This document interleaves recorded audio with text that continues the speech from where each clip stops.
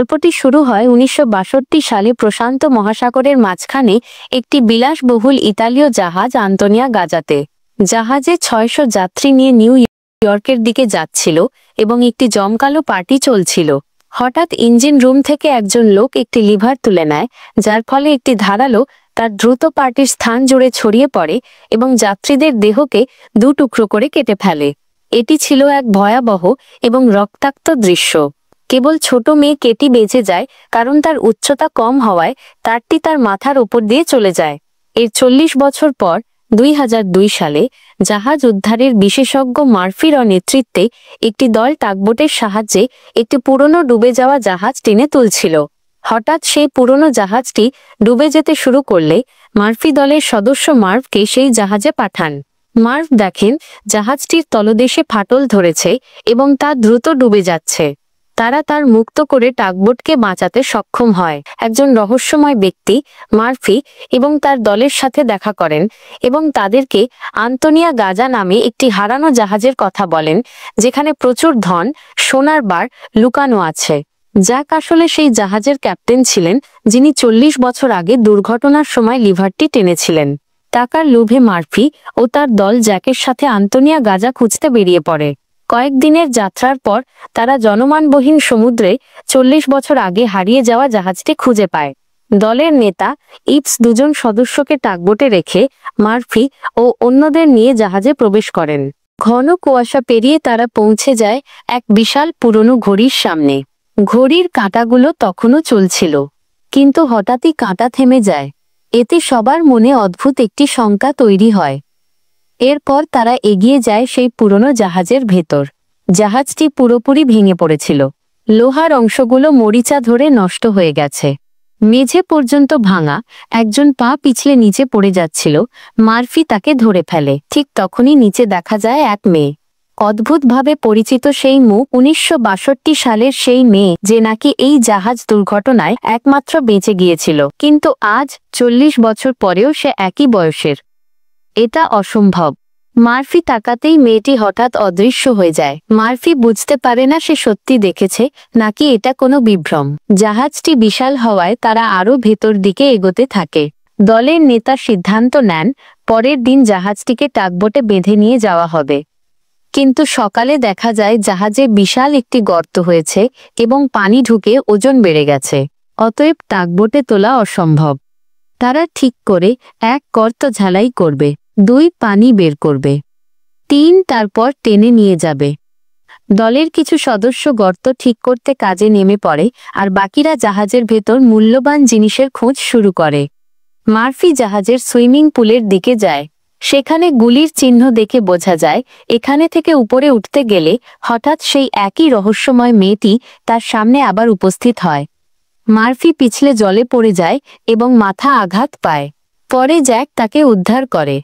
Murphy বলে সে আবার মেয়েটিকে দেখেছে, কিন্তু জ্যাক তাকে আশ্বস্ত করে এটা শুধু ভুল ধারণা। তারা চলে গেলে পুলটি অদ্ভুতভাবে রক্তে ভর্তি হয়ে যায়। দলের নেতা ক্যাপ্টেনের রুমে ঢুকে দেখে সবকিছু এলোমেলো। টেবিলের উপর একটা বোতল এবং আধা ভরা গ্লাস রাখা, যেন কিছুক্ষণ আগেই কেউ পান করছিল। নেতা গ্লাসটি হাতে তোলার পর আয়নায় দেখতে পায় পুরনো ক্যাপ্টেনের প্রতিবিম্ব তার পেছনে দাঁড়িয়ে আছে। এতে ক্যাপ্টেন আতঙ্কে গ্লাস ফেলে দিয়ে দৌড়ে পালায় এই জায়গা ছেড়ে। দলের এক সদস্য মার্ক হঠাৎ শুনতে পায় এক মহিলার গান। সে সেই কণ্ঠ অনুসরণ করতে করতে জাহাজের ডেকে পৌঁছে যায়। সেখানে দেখা যায় সেই মৃত গায়িকা, যাকে গল্পের শুরুতেই দেখানো হয়েছিল। মার্ফি ও জ্যাক লন্ড্রি রুম থেকে বের হয়ে সামনে এগোতেই তাদের ওপর দিয়ে পানি ঢুকে পড়ে। পানির সাথে ভেসে আসে মৃতদেহ। ভয়ে তারা দৌড়ে যায় এবং এক কেবিনে গিয়ে পায় একটি বিলাসবহুল পুরনো গাড়ি। আর এক ঘরে তারা খুঁজে পায় একটি বড় বাক্স, যা খোলার পর দেখা যায় ভরা সোনার প্লেট। ডেকে সবাইকে এনে বাক্সগুলো খোলা হয়। মোট 9টি বাক্সে ছিল 28টি করে সোনার প্লেট। তারা সিদ্ধান্ত নেয় এই অভিশপ্ত জাহাজ ফেলে শুধু সোনা নিয়ে চলে যাবে। সোনা টাগবোটে তোলা হয়। ঠিক তখনই সেই রহস্যময় মেয়েটি দৌড়ে আসে যেন মার্ফিকে সতর্ক করতে, কিন্তু হঠাৎ কেউ তাকে ঠেলে ফেলে দেয়। ক্যাপ্টেন ইঞ্জিন স্টার্ট দিতেই টাগবোটে এক বিশাল বিস্ফোরণ ঘটে। সবকিছু আগুনে ভস্মীভূত হয়ে যায়। টাগবোটের ভয়াবহ বিস্ফোরণে ক্যাপ্টেন মারা যাওয়ার পর বাকি সবাই এখন সমুদ্রের মাঝখানে আটকে রইল, একটি পরিত্যক্ত অভিশাপগ্রস্ত জাহাজের ভেতর। সবার মন ভেঙে পড়েছে। যা ছিল তাদের একমাত্র পথ, টাগবোট, সেটি সম্পূর্ণ ধ্বংস হয়ে গেছে। এখন পালানোর কোনো উপায় নেই। দলের সদস্য মার্ক এক কোণে বসে প্রিয়তমার ছবির দিকে তাকিয়ে থাকে। আর মাত্র 2 সপ্তাহ পরই তাদের বিয়ে হবার কথা ছিল, কিন্তু এখন মনে হচ্ছে সে কখনোই বাঁচতে পারবে। চাপে ভেঙে পড়ে সে পুরনো মদের বোতল খুলে পান করতে থাকে। মার্ফির বারবার যে মেয়েটিকে দেখছে, কে সে, কেন আসছে? জাহাজের যাত্রীদের পুরনো রেকর্ড খুঁজতে গিয়ে সে একটি নাম খুঁজে পায়, কেটি। মার্ফি কেটির ঘরের কাছে যায়। আলমারির দরজা খুলতেই সে দেখতে পায় কেটির আসল মৃতদেহ, একটি ক্ষয়প্রাপ্ত কাঠামো, ভেঙে পড়া হাড়গোড়। মার্ফির গা শিউরে ওঠে। ভয়ে কাঁপা হাতেই সে মেয়েটির গলায় থাকা ছোট্ট লকেটটি খুলে দেখে। লকেটে কেটি আর তার বাবা মায়ের ছবি। এটাই সেই পরিবার যারা 40 বছর আগে মারা গিয়েছিল। ঠিক তখনই কেটির আত্মা উপস্থিত হয়। সে বলে, অনেক বছর পর আমি আমার মা বাবাকে দেখতে পাচ্ছি। লকেটটা বন্ধ করো না। মার্ফি বুঝতে পারে এটি কোনো মানুষ নয়, একটি আত্মা। কেটি বলে, এই জাহাজে অনেক আত্মা বন্দী, এরা যেতে পারে না। একজন মানুষ আছে যে এদের বন্দী করে রেখেছে। সে আমাদের আত্মা হত্যা করে শক্তি সংগ্রহ করে।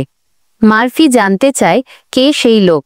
কেটি বলতে যাচ্ছিল, হঠাৎ চারপাশের দেওয়াল থেকে অদ্ভুত পোকামাকড় বের হতে শুরু করে।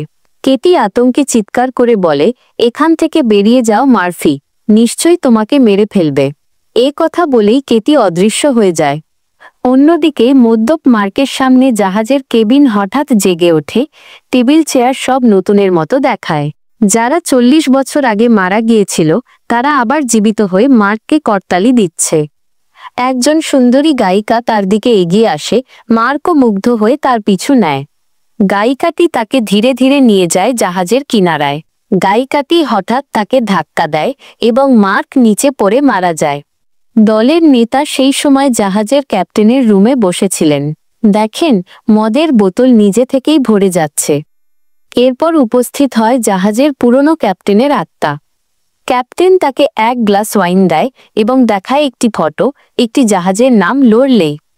ক্যাপ্টেন বললেন, অনেক বছর আগে একজন লোক বলেছিল এই জাহাজে বিশাল গুপ্তধন আছে। আমরা যখন লোরেলাই উদ্ধার করি তখন সত্যিই সেই ধন পেয়েছিলাম। এরপর ক্যাপ্টেন আরেকটি ছবি দেখায়। ছবিতে থাকা লোকটি আর কেউ নয়, জ্যাক।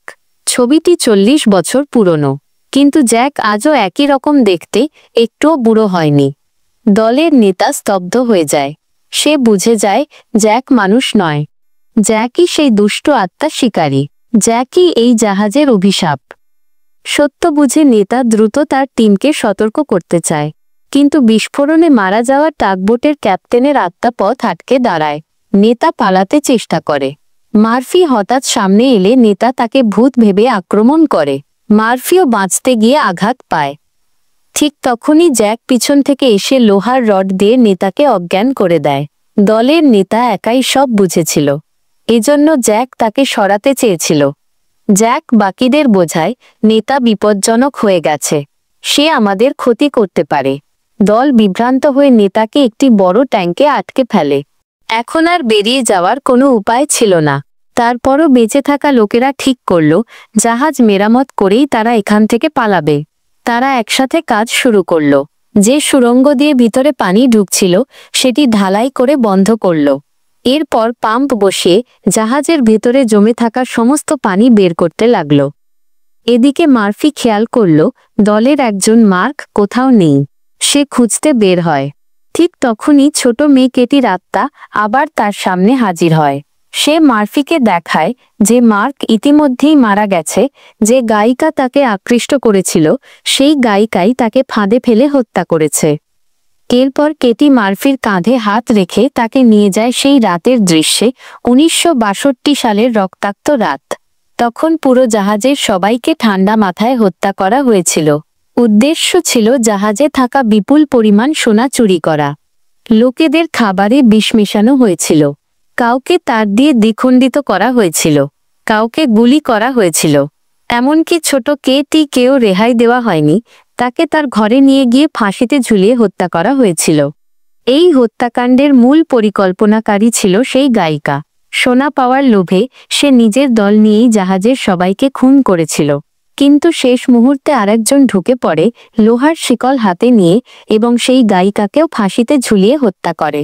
সেই ব্যক্তি আর কেউ নয়, জ্যাক। এখন মার্ফি বুঝতে পারে জ্যাক হচ্ছে পুরো ঘটনার মূল খলনায়ক। সে সোনার লোভ দেখিয়েছে কারণ জাহাজ ডুবছিল এবং জাহাজ বাঁচাতে কিছু মানুষের প্রয়োজন ছিল। জাহাজ মেরামত হতেই জ্যাক আর তাদের দরকার পড়েনি। তার দলের নেতা যাকে ট্যাঙ্কে বন্দি করে রাখা হয়েছিল সেটাও জ্যাকেরই চালাকি ছিল। নেতাকে হত্যা করেই জ্যাক তার গোপন রহস্য লুকিয়ে রাখতে চেয়েছিল। অন্যদিকে ডজকে সে সত্যিটা বলে, জ্যাক মানুষ নয়, ডেমন। দেখলেই গুলি করতে হবে। ডজ জ্যাককে দেখতে পেয়ে গুলি করে ফেলে, কিন্তু পরে দেখা যায় জ্যাক মরেনি। সে তার ডেমন রূপে ফিরে আসে। ডজকেও সে হত্যা করে। এখন জ্যাক মার্ফিকে নিজের দলে নিতে চায়। বলে, আমি আত্মা সংগ্রহ করি, তুমি জাহাজ সংগ্রহ করো, আমাদের কাজ একই। মার্ফি রাজি হয় না। তখন জ্যাক তাকে আক্রমণ করে। শেষ মুহূর্তে মার্ফি বোমার রিমোট সক্রিয় করে জাহাজে বিস্ফোরণ ঘটায় এবং সাগরে লাফ দেয়। জাহাজ বিস্ফোরণে ধ্বংস হয়ে যায়। সব বন্দী আত্মা মুক্তি পায়। কেটির আত্মা মার্ফিকে পানির নিচ থেকে পথ দেখিয়ে তুলে আনে। সে দেখে সব আত্মা মুক্ত হয়ে বাস্তব জগতে ফিরে যাচ্ছে। মার্ফি একটি ভাসমান বাক্সে ভর দিয়ে সাগরে ভাসতে থাকে। পরে একটি জাহাজ তাকে উদ্ধার করে। কিন্তু বন্দরে পৌঁছে মার্ফি একটি ভয়ঙ্কর দৃশ্য দেখে। জ্যাক আবার ফিরে এসেছে, আর সেই নতুন জাহাজে আগের জাহাজের সোনাই লোড করা আছে। অর্থাৎ জ্যাক তার আতঙ্কের কারবার আবার শুরু করতে চলেছে। এভাবেই গল্পটি শেষ হয়।